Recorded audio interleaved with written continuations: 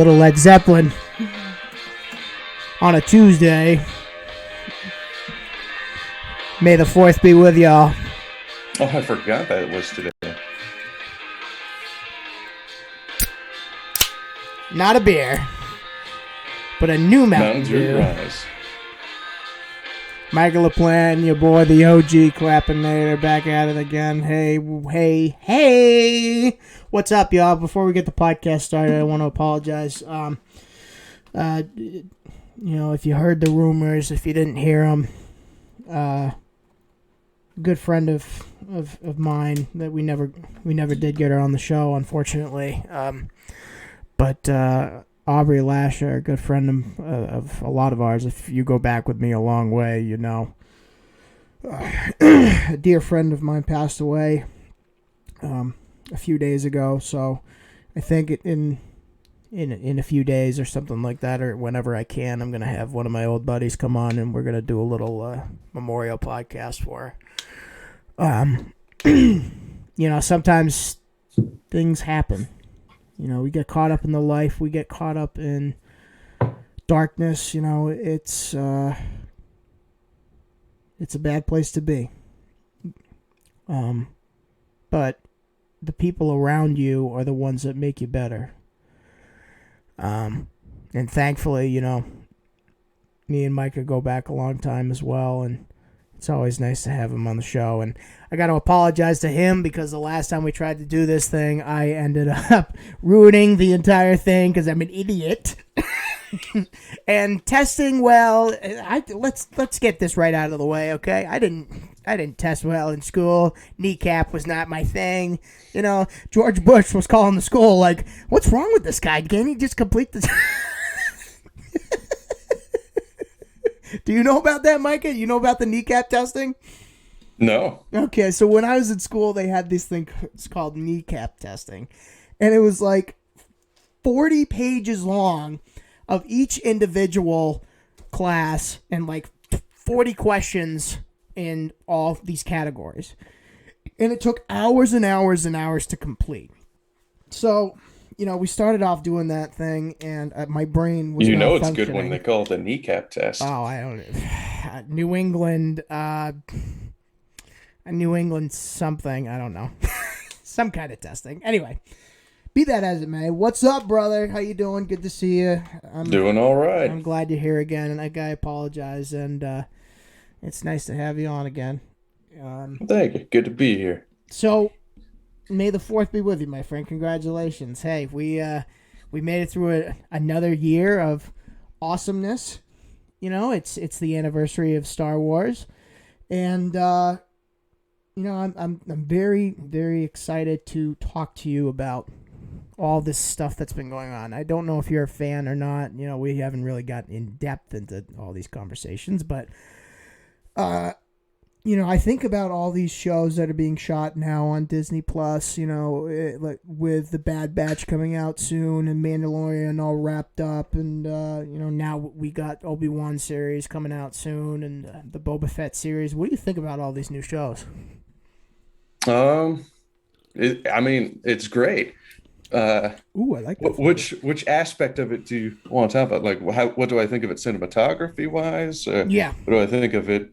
Okay. Well, all of it, I guess, because you've been around since the prequel days. Oh yeah. So you've seen the evolution of how people can't trash the prequels anymore because we got all these other movies and shows that are coming out, and it's just the content is just astronomical now. Yeah, like I think I need to preface any opinions I have with the fact that I'm not one of those fans that's like, this is the way it should have been. I don't think they should have done this with that character. He never would have done that. It's like, come on, man. Like, get a life. Well, yeah, it's when it comes to like Marvel and Star Wars, I guess DC too, but definitely more Marvel and Star Wars. Like, DC's trash. There are some fans that definitely are a little too involved. It's like, to me, it's kind of like, like those avid sports fans, like insert sports name here. Like when their team plays, they're like, "Ah, we really stomped on Detroit yesterday." It's like, you did nothing. You had nothing to do with this. Shut up. It's like they like associate themselves with whatever thing they're rooting for or love, and people can do that Right. with movies, and it's like people can be free to tell whatever story they want. Just let them be. Whether it's good or not, that's up for speculation. But like, I Yes, just it want to say I'm is. not one of those overly involved fans. I can appreciate it for what it is. So with that out of the way, I think I think the series shows for Star Wars can do a little bit better because they have more time than movies to like really take their time and develop environments and whatnot. So when a story as vast as Star Wars, which has had years to build different characters and story arcs and everything, when something's that huge, it's kind of hard to include as much depth in film like as in movies That's as what she said.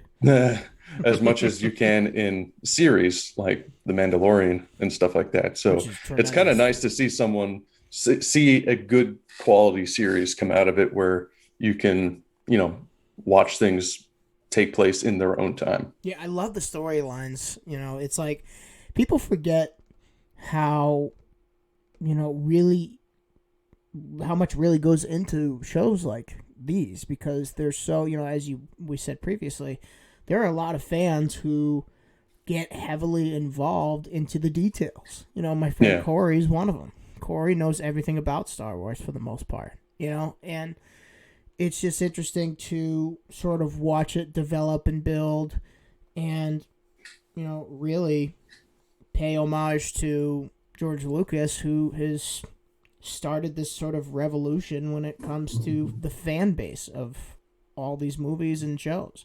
It's really incredible. Everyone's and they had shows going in the 80s. It's they had these animated shows going on even back then. Obviously it's vastly different now because of the content, but I think it's only because of the fans that it's been able to keep going. And Jon Favreau really rescued the entire thing really with the with the Mandalorian and all these upcoming shows that I think are going to be great because people did not like the new Star Wars movies. They really It was very mixed. they It was the unfortunate thing is like you really couldn't like please anyone with no it. Like nothing at that point that would come out would satisfy right, at least everyone. which is And if that's like they're such a horrible place to be when making something like that. yeah. They're entertaining. Don't get me wrong. I Yeah. don't think that they're not entertaining, but at the same time, it's like to not stick to a storyline and to sort of just go all over the place. That was the issue with changing directors who had different ideas. Right. Like that it felt greatly like each director was trying to undo what the last one did. Right. And that didn't do any story any favors. And the last one really just fell apart. That one, again, not as a fan, just cinematically and storytelling wise, it was horrible. It was terrible. Like, and I'm saying that detached from any nostalgia. Like it just wasn't cohesive. It didn't make sense, and it was a disappointment. So the last time we spoke, we talked about certain types of cameras.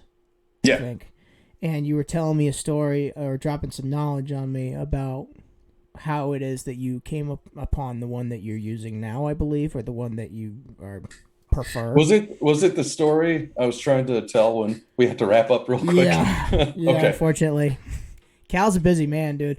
I just Yeah, want to no, pause that's for fair. 1 I second understand it. because I just want to say, and I know he listens to this show religiously, and he's a good friend of mine, so I can take this liberty. He is crushing it right now. I look at him as a person and his work ethic, and the guy really is striving to just find the next best thing and not take no for an answer. And I think he's doing so well. I think that his videos are going to be great. He's got a lot of potential and is It's impressive very he got intelligent. the gig that he's been working on. Yeah. Like, Oh yeah. bravo. Yeah. Absolutely. But anyway, yeah. So we had to wrap up because he had a meeting. He had a meeting he had to go to get on a phone Yeah, I call. respect it. Yeah, I mean, I'm hard to pin down too Oh my sometimes. word! It's like trying to get a hold of somebody who like I don't even know, so like a senator or something. Yeah, it's when the weather is bad, a lot of like shoots that I have to go on get canceled. Hmm. Uh, and the weather was bad, and I knew it ahead of time, so I was like, all right, today's the day, Sam. So yeah, like the story that I was getting into was because like it's like I do a lot with photography, videography, cinematography, that kind of stuff. Um, that's like 90% of my work now or so is behind a camera, maybe more. I don't know. I haven't actually done the math on it, but the story I was telling was that I wasn't supposed to be a photographer, or Mm. I wasn't supposed to be working with cameras when I started my business. I thought I was going to be a graphic designer, and that was what I intended to be, an illustrator slash graphic designer.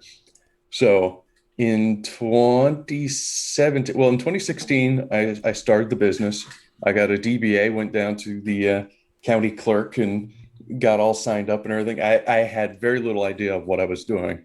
And there was someone I worked with in they were in the accounting of the business I was doing. And I kept asking different questions about like tax law and like, okay, so if you do a business, like, what do I have to do to not get in jail for tax? Like, I don't know anything about Neither do taxes I. or laws. I was just like, I want to do a business, but I know that like, how you report taxes is entirely different. And I have no idea how to do any of that. So she kept advising me on different things. And all right, this is what you got to do. This is what's going to help you. We could make a whole episode on that kind of stuff. I know a lot more now about it, thankfully. Uh, but anyway, I signed up for it in 2016. And then in 2017, I kind of had it with working full time at a job where there was just, it was a little soul sucking at times. Um, Been there. and I mean, not to like bash on the job itself. It's just, it was tough for me to be happy when I just didn't really enjoy what I was doing. Um, It's hard. it is. So 2017, this was like 6 months after getting married. We figured out all our finances and everything and kind of took a leap of faith. And I just quit like cold turkey uh, with a 2 weeks notice. Oh yeah, we were worried. No, I'm like, I'm not a jerk. I give people time, but like Jerk. I didn't fade out of it. It was like I quit. I didn't go down to part-time or anything like that. Right. And I knew that I wanted to be in the creative field, and I had a measure of success in graphic design and like website design and stuff. And I have always been somewhat of an artist. I've been drawing since I was two, and I really enjoy that kind of stuff. So I was like, I want to do something creative. I want to be in the creative field. And I started that, but it was really hard getting the work without having like a built portfolio. Like I had examples of work, but I didn't have like client portfolio, at least not a big one. I had clients I had worked with, but it's just, it's tough when you're starting out knowing where to go to get the work. So I'd been like sitting at home. I was like learning as much as I could. And there was a YouTuber who was pretty well known for graphic design. He was really talented. I learned a lot from him. He said that, all right, as a graphic designer, you need one tool especially that would help you. He said, get yourself a camera. take pictures of things. It will help you with references for shapes and, like composition and all that stuff. So I was like, okay, I need a camera. So I did a whole bunch of research on cameras, found Peter McKinnon, found like a whole bunch of other guys I still follow to this day, talk about cameras and things like that. And I got the camera, and then I started YouTube. And then like a couple videos in, I did a review of my camera, and Right. then That's how it all started. that's how it all started. And I learned more and more about like photography and like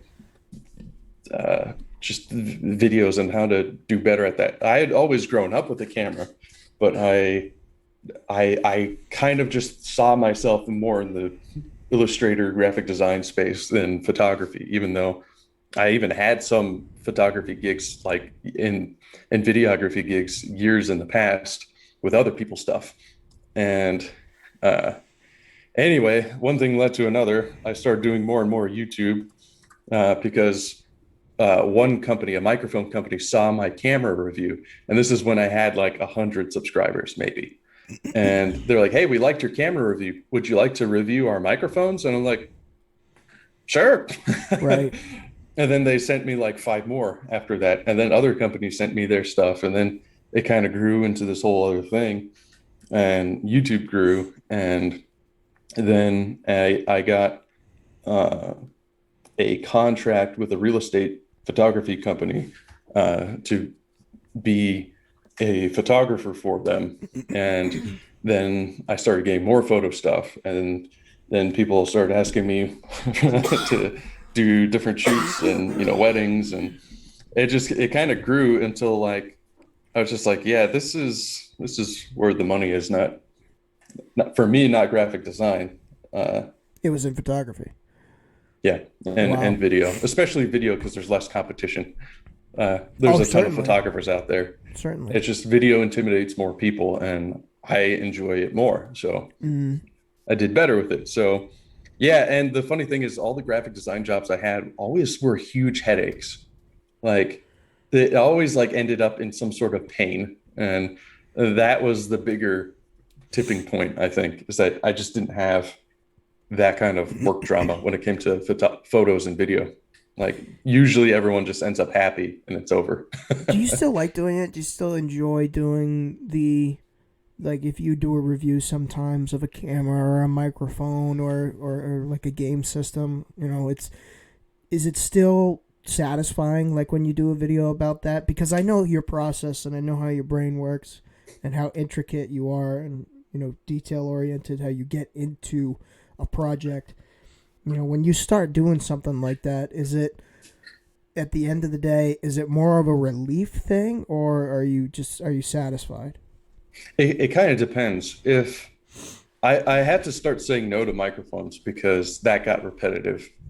Um, Yeah. like I have made some exceptions. The last one I made exception for was a Comica lav mic. It was like this tiny little cube, and they were very modular and they worked really well, Oh and yeah, I they were remember very you. useful. It Yep. was the last microphone I did, and because I thought the product itself was unique and interesting, I was like, all right, I'll do that one. But I stopped doing like regular like podcasting mics and just the boring stuff because I'm like, at the end of the day, I'm sure it's going to be fine. Like, I'm not about to like get into the science of, frequencies and waves. I mean, like, no one really cares about that. And it's just like at the end of the day, it Nobody just felt too cares. repetitive. Like, I still have people asking me, they're like, hey, what microphone do you recommend? And I'll point them in that direction. But it's like, I don't enjoy those videos anymore. Hmm. Um, if it's repetitive, if it's like a new thing, then that's interesting. But if it's like a very standard, like this product has been explored, it's the same product as, just with a different label on it. I don't care. Like that lamp back there, Mm-hmm. I've gotten offers for similar ones, and it's like, yeah, but I already reviewed this with just a different name on it. Like it's a light, it's an LED panel, it's gonna be fine. Like it's not that complex.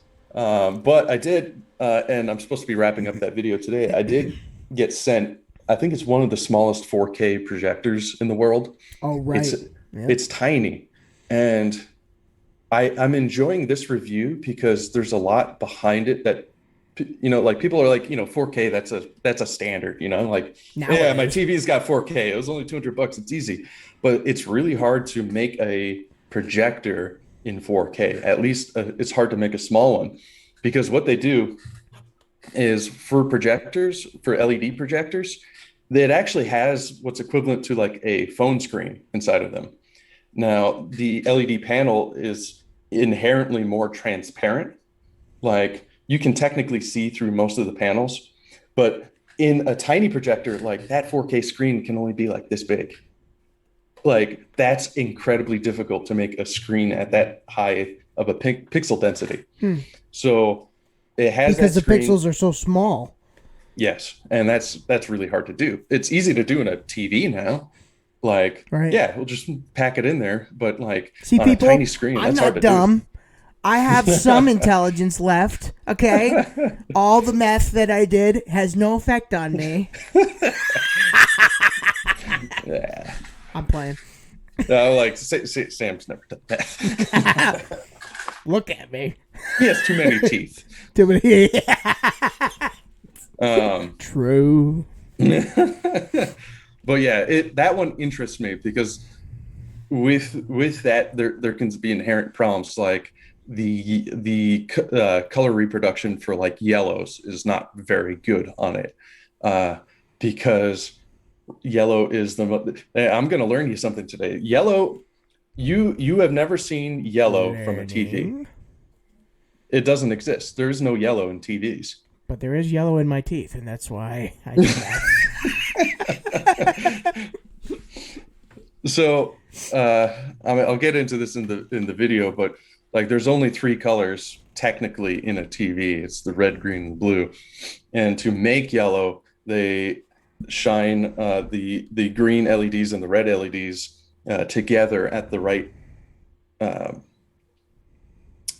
luminosity to mix the colors together. You can't see it since it's so tiny, but red and green light waves together, when they cross, it's in the same spectrum as the yellow waveforms. Sort So of it like tricks your brain into reflective, thinking it's seeing yellow. like reflective panels or something like that. So, for example, like this little Game Boy here, that like in the Oh room, I my see god, true yellow, dude! I right? have. That's so funny. I was searching through my room the other day, and I found my blue one. Yeah, I found my I little. had that one, the I had Cobalt. no, it's a turquoise one. So it was like almost a little bit darker than your. Oh, so that was the SP Lite. Sure. So when they came out, they had like not very bright screens. Like, I mean, backlit screens were like the new rage then. So they made one like a year later that had a brighter LCD, and it was like a turquoise color. Speaking of which, I have a perfect idea for a thumbnail when we're done with this. Oh boy. Hilarious. Anyway, I don't want to digress into science too much. oh yeah, true. Because this is not a science show, No, which is fine. You I'm know. gonna have to do my own show if I want to get into the science. But Speaking of anyway, that, if you want to see that video for actual deep explanations, it'll be out sometime this week. speaking of that, we should do a video. I really should come down there and Yeah, we should talk about doing a little project together. yeah. I think that would be a lot of fun. Talk about the podcast and stuff like that. You know who's killing it on YouTube right now that I really, really love is Jeff Wittick. I think I don't know.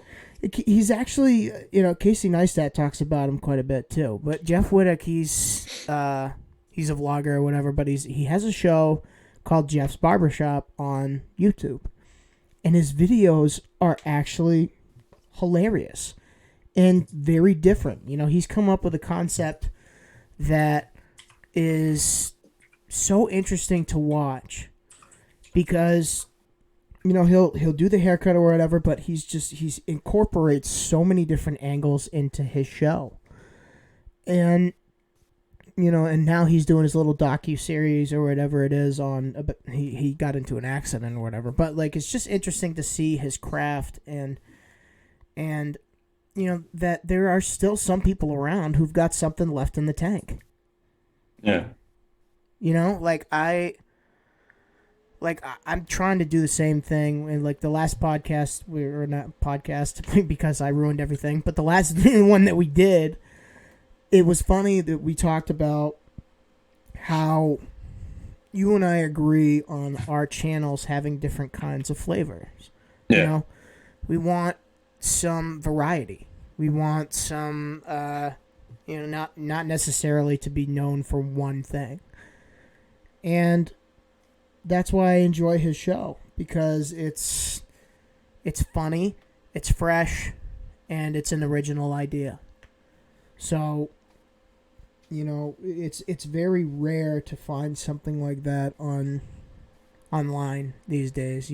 Everyone's sort of doing one thing. It's a very TikTok drive-through environment. Yeah. Unfortunately. But, that's never been the case with you, because you have had some great videos on a number of different things. Yeah, like every video I've had that's been somewhat successful was very different from the other. Yeah. Yeah, absolutely. And that's why I like podcasting, because in that universe I don't have to stay in one specific box, number one. Number two, it's always different content. And number three, I've learned so much just from doing this show. I've learned that You hang out with a bunch of very different people, you're going to learn stuff. Yeah. I've learned that, you don't necessarily have to edit every inch of a video, because the surprise factor and, the content factor could be unique in every sort of way. And if you edit it too much, you edit out things that maybe you didn't necessarily know you had. Like, what was I going to say? I'm trying to think. It's the meth, man. It's the meth. I can't. People, you got to understand something. I go into work at 4 o'clock, 4:30 in the morning every day. By the time I get out and my day's finished and I sit down, the whole system is fried. It's like if you leave your computer on all day. You touch it, it's going to be hot.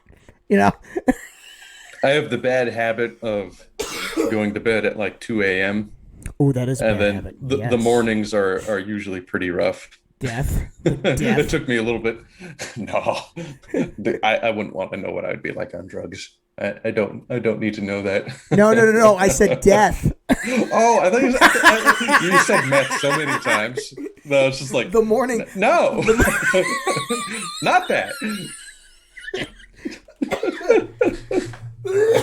No, the mornings he's are lose death. his lung now. Yeah. I think I just threw out a hip. So, talk about, we didn't get a chance to, oh God, I feel so bad about this. Your next project, what do you got going on? Like, is there anything that you can tell me? Tell me. I'm trying to think. Big project, little project. I've got a lot of projects. Well, that's good. Good to keep busy. The video after the projector, there is one video I've been planning for a while that's got to come up soon. It's actually about these guys. Nice. So this isn't an actual Game Boy Advance SP. Right. See, there's 2 extra buttons here. Yes. This is an emulator. So, which is, for those who don't know. Okay, so emulators are programs, or in this case, little machines that pretend to be older game systems. Like, it will emulate a Game Boy Advance. So on here, I have like hundreds of Game Boy Advance games. That's awesome. And also PlayStation games. I actually have PlayStation games on this. Are you serious? There's tons of them on here. So this thing was about $40. Super cheap.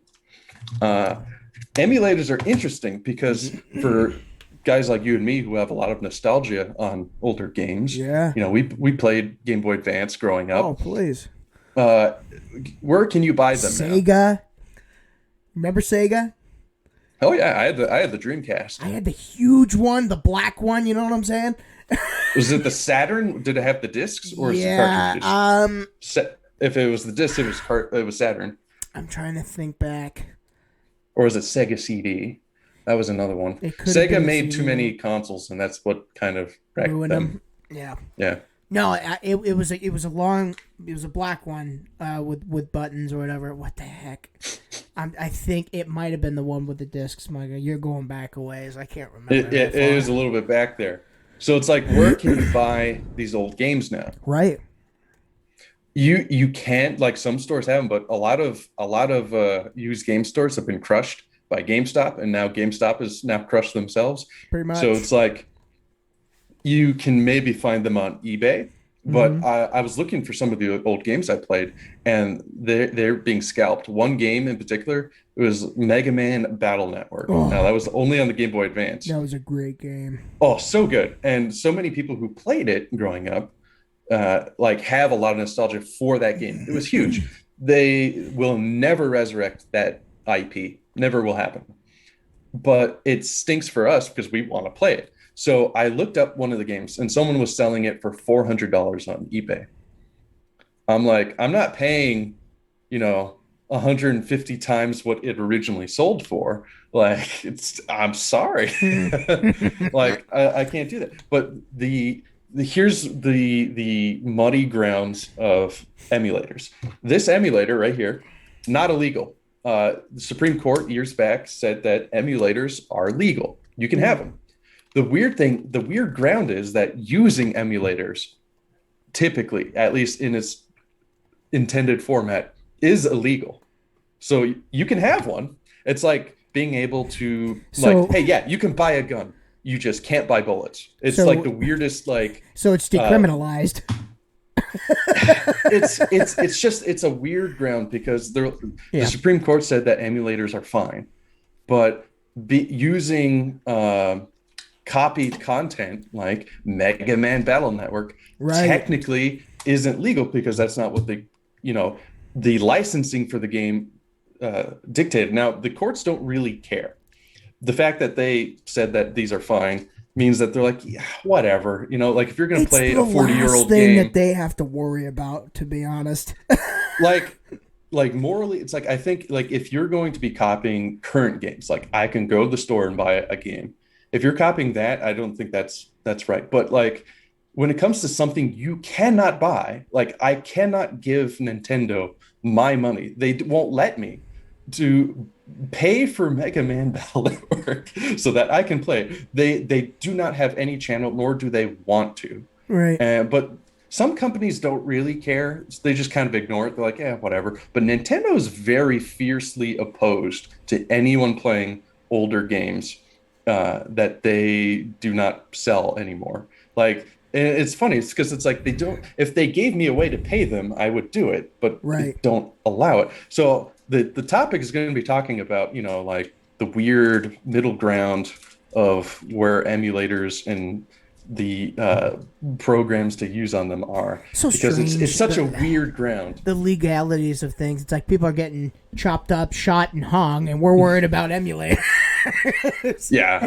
And why the trajectory, schematics, surface gravity, Viscosity, nobody cares. Just play. Let them play the games. Yeah, it's funny because, like I said, companies like even Sony, they at the end of the day they don't care if they're not going to be like doing anything with it. If you want to play like what was like some obscure game like Bubby the game, like they're like whatever. Did Sony have Spider-Man back then? Was it always a Sony thing? So they had did they have like Spider-Man? So I have the Amazing Spider-Man for PlayStation on here. So sick. That game, the first one with the Goblin. Yeah. Oh, it was good times, and bro, the storylines was so great, and Scorpion, way to beat the crap out of him in the subway. Oh, you're talking about the movie game. That was PlayStation 2. Yes, PlayStation 2. Yes. I have that one too. Well, So that's the great. thing. It's like they have no reason to re-release that, so they won't. But it's like if I still want to play it and I can't buy it anywhere, like what's a guy to do? You know? The last time we spoke, we talked about kind of. I had a couple ideas for some videos that I want to do. All right, hit me. So we talked about one which was getting all of my friends together and doing impressions of me and kind of making like a little montage, and then at the end I do my comments or something like that. And I have another idea for a video of me like trying to play basketball and stretch out and do all this other stuff and just completely failing, and then for some reason I just happen to get good and just drain everything. But anyway, it's just going to be something obscure like that. But, I guess that's my question, is coming up with ideas, for stuff other than reviewing it. Like when you came up with the Pasta PC video, that was something that was original. It's just something that nobody has done. And I mean, even if they tried, they failed. And that's why people always go to your video to figure that out. So anyway, if that's what they're doing, I don't know why people would do something like that. But it's not my place to say. I was just curious. So and coming up with I find ideas, that like ideas for videos, like it's hard. Well, I mean, sometimes like the stupid ideas just come, but we are trained to dismiss them. Yeah. Like it came up in passing where like my wife was like, "Oh yeah, you should build a PC out of pasta," and I was like, and I didn't dismiss it, but like we like it's not too uncommon to just have a weird idea and then be like, "Yeah, that'll never work." Like you just have to like run with stuff sometimes and just let it happen. Right. I guess my question is like when you think about the process for coming up with something different, what is it that you have to do? Do you actually sit down and have a notebook of ideas? Because as a songwriter, I'll sit down and I'll write something. I think I made a comment about this on my last podcast. I'm not 100% sure, but I still have the notebook from 14 years ago when I started writing songs. And it's almost full. And now I had solely bought that notebook for songs specifically, and I wasn't trying to get away from that, but for some reason as of late I started writing like ideas for the documentary in there. So it's now becoming a part of my DNA. I'm doing something completely new, and it's kind of like a new chapter in my life. And so at the same time, I was just ready to keep writing and to keep coming up with different ideas. Is there something like that that's part of your process? I have a Google Keep list. I don't know if you use Google Keep, but it's basically Google's like note taking thing. It's like cloud based. I probably so it's should. like when I think of something, I add it to the list, and the list has grown very large. Some of the videos I know are going to take a long time before I can make it because like some of them require a budget, but I'm like, this idea is good and I need to do it someday. Right. And yeah, I have a decent list of that just so that I don't forget about it. Some of them kind of like ruminate back there for a while where I just think about it a lot. But yeah, some of them are interesting. Like I have some ideas where I know I'm going to have to emotionally prepare for. Really? There's one that I want to do, but it scares me, and I know that I'm going to need to like gear up for at some point. I had the idea to like make a feature film in a day, and to see like, and like the point is, it's obviously going to be horrible. Like the whole thing is to like just it's 24-hour period, beginning to end, all on my own, like conceptualize, uh, film, create whatever, and edit it all in one day, Yeah. and try to see like creatively when you're in that panic, like what can you come up with, and then just release it on YouTube. And like I think it would be interesting to a lot of people, especially like film students, to see what someone all on their own is forced to make all in one day. And like obviously it's going to be terrible. My And anxiety would skyrocket. oh, absolutely. And the thing is, like the one teaching tool it's going to be is to force you out of perfectionism, because there's no way you can like polish a turd in 24 hours. Like it's not going to be good. But I'm True. like, I want to see what I can do when I'm forced to be that creative and like come up with something. Like I haven't even done a short film in a long time. It's been a Mm, while. But like, yeah, hey, I just want to see what that would be like. And I think it'd be interesting to say the least. I also want to like it'd be tremendous. make a video, and this is when a lot of this stuff is like full-time YouTube stuff. Like I'm gonna have to wait. I want to like learn to make a video game in like a week, Mm, like beginning to end. Like I have no idea how to do that kind of stuff, but like I think it'd be interesting, like for a guy who's never done coding, to like sit down, film the process, and see what I can make in like a week. It'd nice. be interesting. Yeah, there's a friend of mine. I got to introduce you guys at some point. Um, his name's Mason. He comes on my show sometimes, every once in a blue moon, whenever he's not playing with dolls or playing video games or doing his thing. So he actually codes for a company here in New Hampshire, and he loves all that stuff. He loves getting into coding and what the schematics of like what it is to make stuff, because that's what he does. Yeah. And he loves video games. And I mean, I'm sure if you ever needed any help with that, I could hook you up. But All right. yeah, it's I very have a interesting, cousin bro. who does it, but he's hard to pin down. But I have another friend. He did a game jam. I don't know if you've heard of those. Nope. It's like they give you 48 hours to make a game beginning to end, Good lord. and then it goes into it is a competition, because like all of your stuff has to be submitted in 48 hours, and then you put it in to be tested by a crowd of people. And Is it like yeah, he PAX? ranked really high. Hmm? Is it like PAX?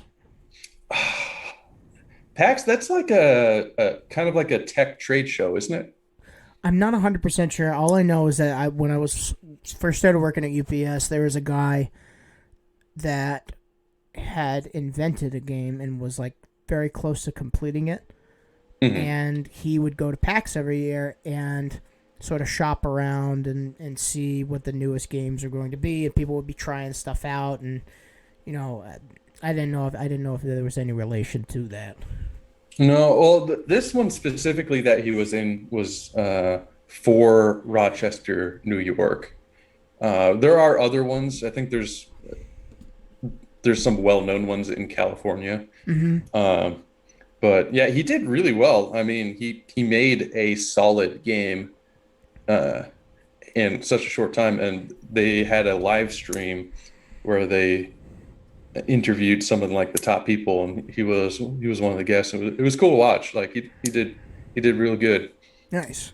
The game is called QB. It's QBI, and I'm trying to remember where you can find it, but it's a fun game. It's challenging. It's like a puzzle platformer. Nice. Nice. Yeah, it's funny to think how far they've come. We've seen Sonic the Hedgehog in like pixels that are like, they're just non-visible.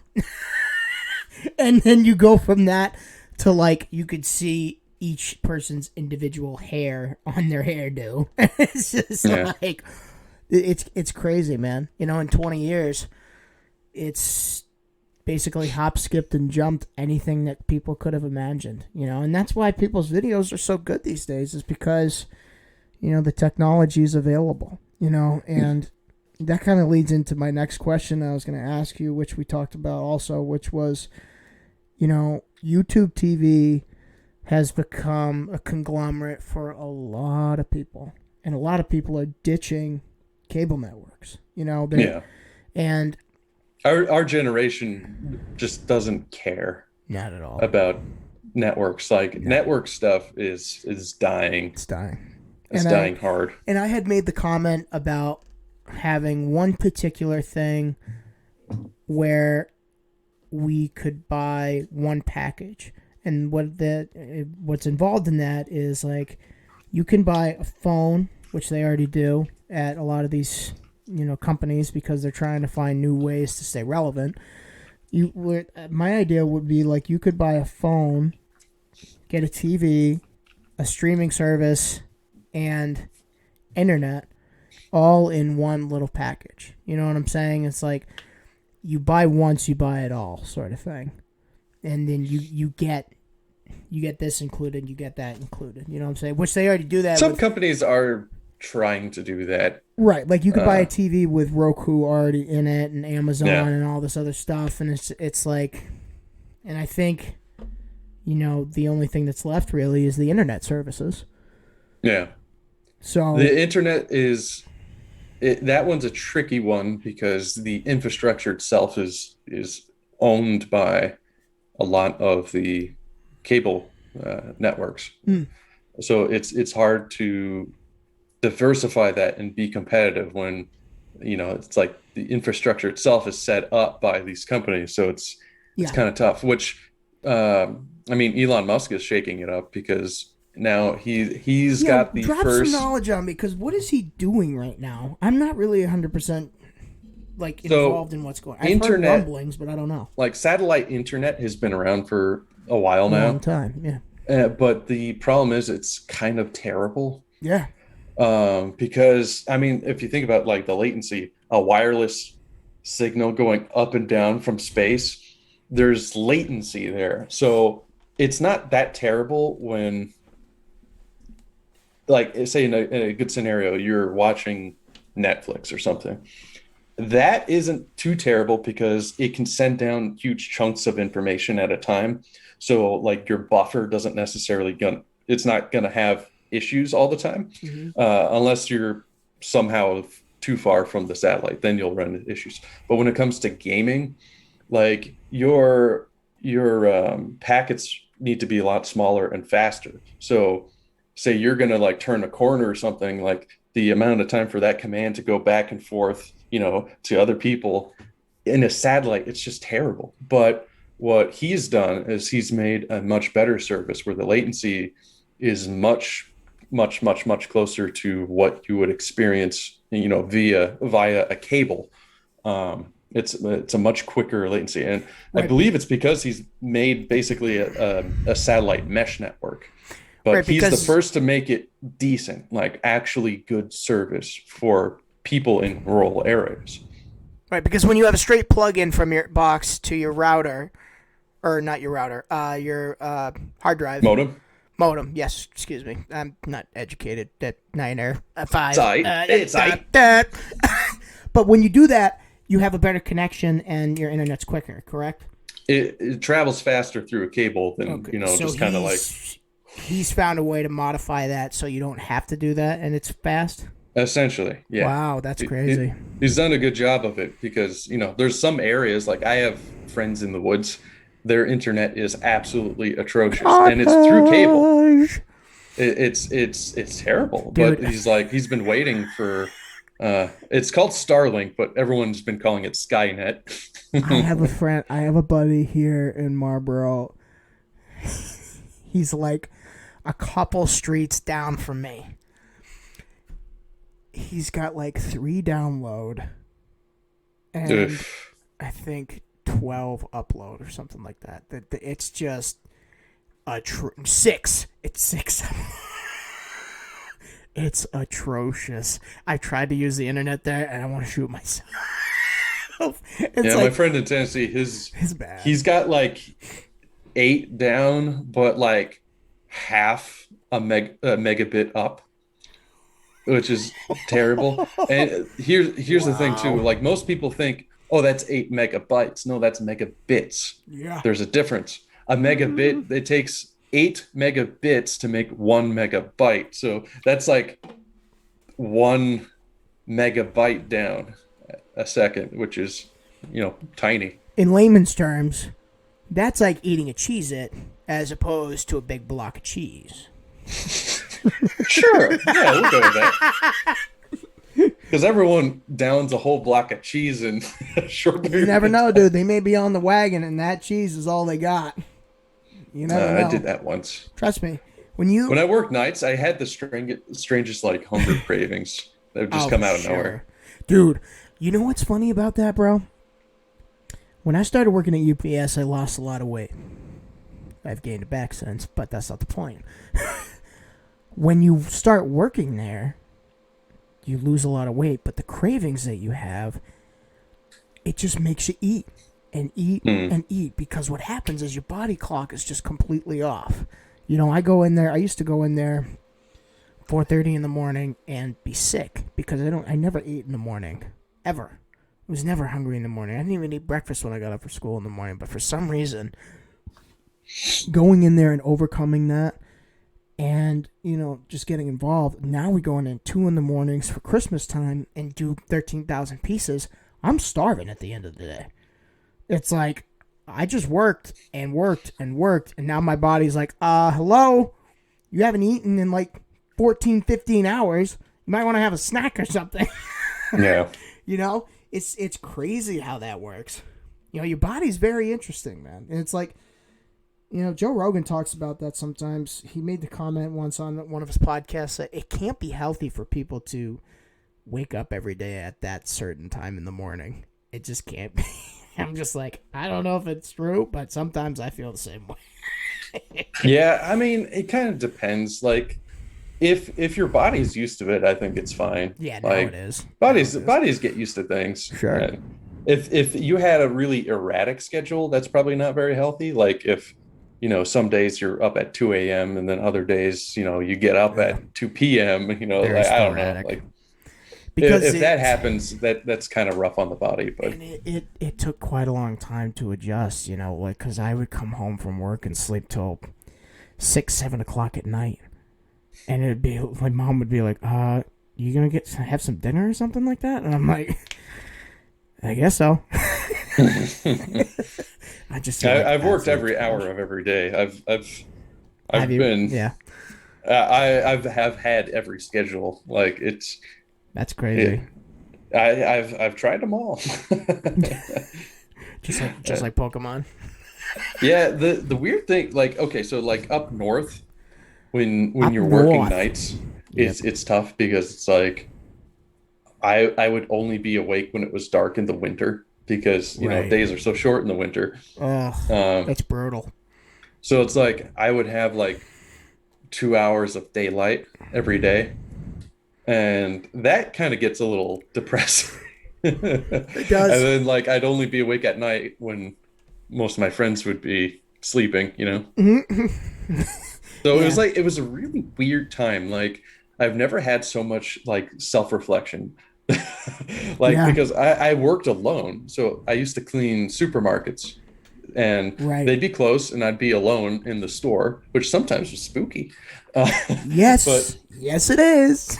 Especially because of like how dark some of them got. I remember that. I remember when you were working in those. Wow, that goes back. Yeah, we're talking a good ways back, but like so, I'd work all night and then like just be alone with my thoughts, and then I'd go to bed at like 5 a.m. or 6 a.m. or something, sleep until like 2, have breakfast, and then like sun in the winter sun sets at like 4 p.m. so I'd have like 2 hours, 3:30, something like that. It's I'd have like 2 hours of light. It's sad, it's like and you know what, that's how I cut my hand. I have this scar on my pinky that is huge. You can't see it from here, but I was working at Hamshaw Lumber. You remember that place? No. It's in Mass. in New Hampshire mostly, but uh, I was working there and I was one of the yard guys. And so what would happen is every night that we would close the gate. And it's a long gate, and so you had to like really grab it and carry it and like try to. And in the wintertime, it was almost impossible because it's like everything's frozen and crappy. It's just like, but there's what happens is that the fence goes along and it's in a metal roller, and the roller on the inside it's all metal and sharp. And I'm closing it, and I can't see anything because it's already dark. And I'm trying to close the gate, and I'm trying to close the gate, and I'm trying, and I get my pinky caught in that little roller. Micah, it was so cold. No. It was so cold. I can see the blood already. I cut an entire chunk of my finger out, and I didn't even feel it because it was that stinking cold. And I'm looking, and I can see bone, and I'm like, ooh, that's not good. And I go back and I go inside and it starts to warm up and I'm like, yep, this is a problem. Houston. So I wrap my little pinky up like it's World War II and I go sit down and I'm just crying. I'm like, my hand. So I don't, I'm not, I have a tough stomach for a lot of things, but for some reason, injuries, like blood and guts, I can't do it. I get sick whenever I see it. So I don't do well with it. You could never watch like Goodfellas or anything like that and learn about the mob. No. Yeah, it's weird. It's like I've told a lot of people like I could be a fireman because for one scenario, I could be in a burning building and be as calm as anything. Yeah. Like a lot of like emergency situations, I'm really calm in. And it's been weird because I mean it's a good thing, but as soon as I see like a decapitated body, I'll lose my mind. I had one of my roommates was a fireman, and he was always excited about his burning buildings. He's like, "Oh man, we had a big fire last night," but like he was fine with like the guts and stuff. He's like, "Oh, we had a motorcycle accident today, and there was a decapitated guy. Oh man, it was bad." And I'm like, "And you're fine?" He's like, "Yeah, it just picked him up in buckets, It was, I'm like, "Oh jeez." No, He's like, "I'm going to bed now. Good night." And I'm like, like, you're gonna sleep? Mike is like, "Give me a cat in a tree any day. I don't want to see that." Yeah, I'm like, if there was like some guarantee to like only do fires, I would have been fine with it. But like, right, most of the time, because firemen, they're first responders, so they're gonna see the gore before anyone else does. Right. I'm not into that, so I couldn't do it. So when you, when you think about, kind of switching gears here, when you think about that type of person you were when you were doing those jobs to where you are now,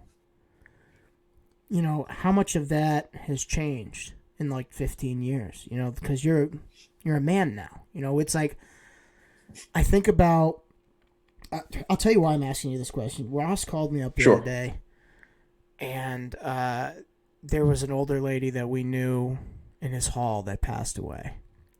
And I'm thinking back, I'm like, oh my goodness, we used to swim in this lady's pool because Ross used to clean her pool. And we would go swimming in it and stuff like that. And it was just like, I think about how far we've come as, just twerp kids to, now we're doing YouTube and now we're doing like other jobs and stuff like that. Did you ever think this is where I'm going to be? Did it ever cross your mind that YouTube was going to be your thing and that you just became good at it? I had a different idea of what it would look like, but ever since YouTube was out, I knew I wanted to be on that. Like, I was just like, how am I going to get there? Wow. And I still don't consider myself there yet because I'm not full-time on YouTube yet, but I do have that in the future where I'm like, one day I am going to be full-time. It's not like, maybe we'll see. It's like, I don't know, like if you really want something, like why, like I think we're trained to talk ourselves down Mm. from things. Like you get a big idea of something you want to do, and we've always had like adults who've had their dreams crushed, like tell us like, nah, yeah, that's not realistic. What you need is a good stable job, work a 9 to 5. And it's funny because like Michaela's dad does that all the time. No, Like my mother did it to me he the other still thinks I day. need a job. I'm like, I'm doing all right. Like, Yeah, sure. but he's like sent us like the weirdest like job applications to like actual crappy jobs. And he's like, hey, you might be interested in this. Like, what are you trying to say? That's like my friend's dad. So my buddy in Florida, his dad still lives up here in Rhode Island, and he'll constantly send me and his son, like who's my friend, like job application. We both have great jobs, and it's just like, why? Yeah, like Every other day, yeah. He's like, check this out. You can go work for this for $15 an hour. It's like, no, I don't want to do that. like every year, like the business has like done better. Like each year I make more. And it's not even all about that. That's not the thing. But like in their eyes, it's like, you need a stable job. So he like Right. suggested me to become a truck driver. Like, yeah. Oh man, if for the people who aren't I can't picture for the you people driving who a aren't truck. watching, Sam just like was taking a sip of his drink and like nearly spit it all over his microphone. Sam, can you imagine me being a truck driver? Not one time in my whole life. I would drive it straight off a median. Oh, The idea of it is soul crushing to me. Like I want to cry just thinking. And I of course, needed that. it's Thank you. no disrespect to anyone driving trucks. It's just some people love it. I would hate it. It would be so sad for me. Like just sitting all day, like going from Mindless. one place to another. Yeah, like some people do well with mindless jobs. Like Yeah, yeah. their day goes faster. Like I when I worked in the warehouse, one of my best friends, we worked together. To him, his days went so fast if he didn't have to think, Right. and he was great at it. Like he picked like all the orders so fast. He was really good at it. I did terrible because like I wasn't constantly like using my brain. I was just like grabbing boxes, like my mind would drift and I would get distracted. Like I Right. need to have something for my mind to do. And I hated it. But Mm-hmm. like when they would put me in the office, like, all right, you're gonna go fix our website now. Like the days went by like nothing. I Like bet. it just zoomed right by. I didn't know you did that. That's interesting.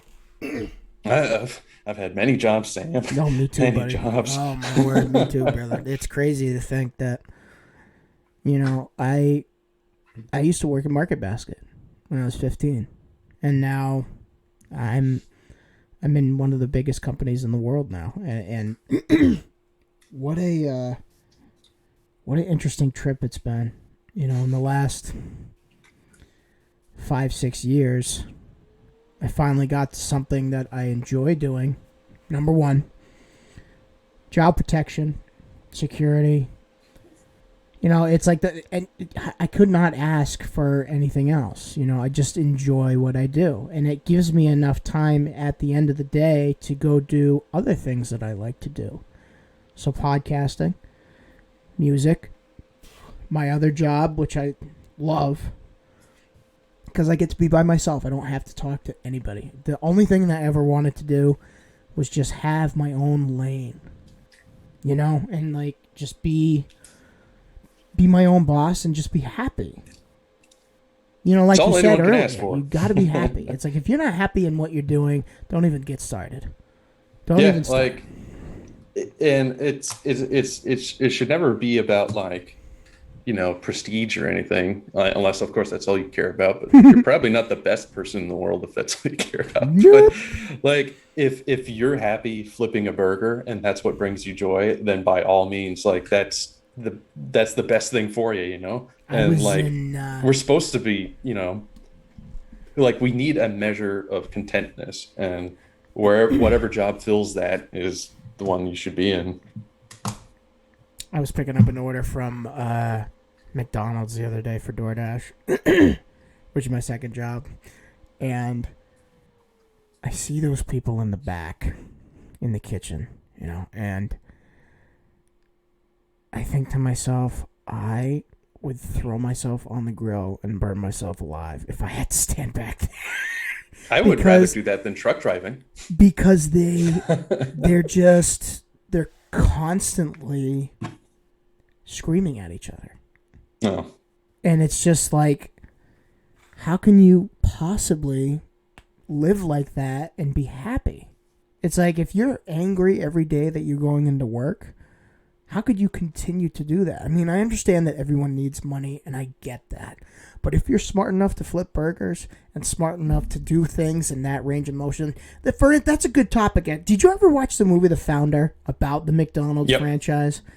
If you're smart enough to mechanically and physically move in that sort of fashion, you have the capacity to be creative. You really do. You have the capacity to say, I am bigger than this. I have a brain, and I have something that's of value, and my muscle memory is what's making me thrive. And not everyone thinks through that, though. No, they don't. They just can't. I've worked with a lot of people that were resentful of where they worked, but they worked only to fuel whatever, I don't know, vices or whatever things they did to have fun.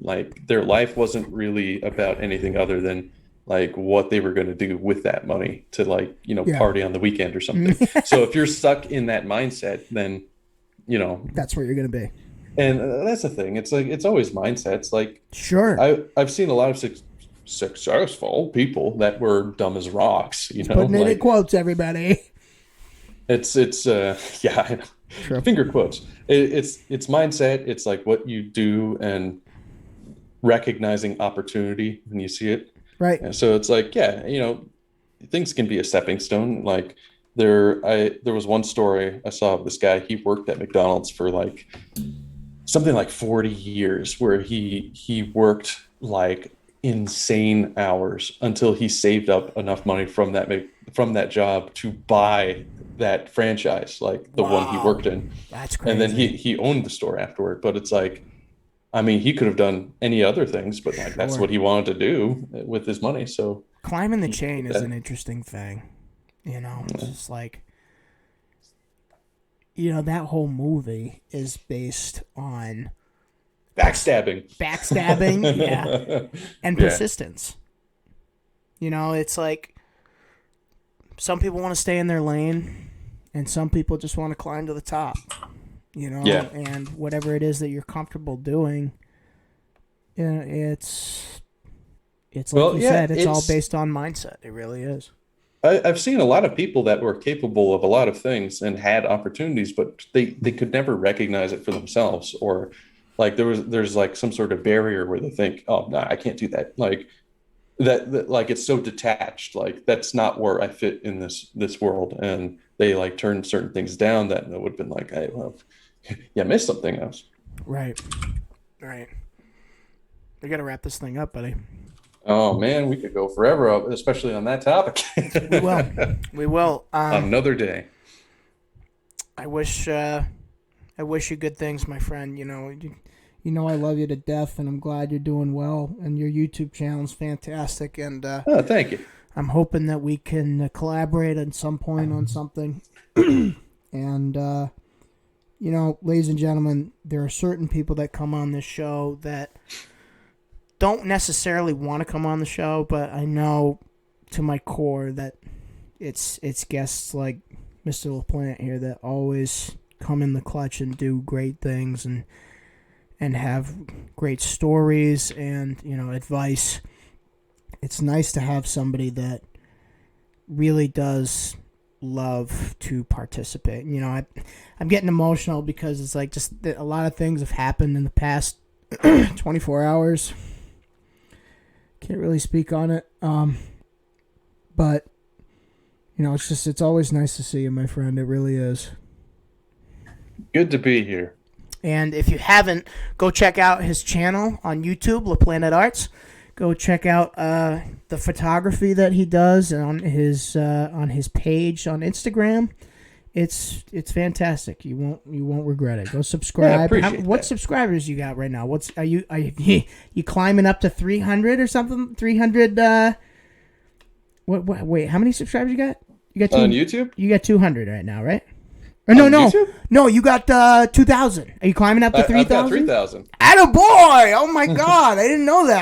3,050. Congratulations. That's Thank you. amazing. That is amazing. All right. Yeah. Ladies and gentlemen, boys and girls, this has been a Why Are You Laughing podcast. Thank you for tuning in, and we are clear.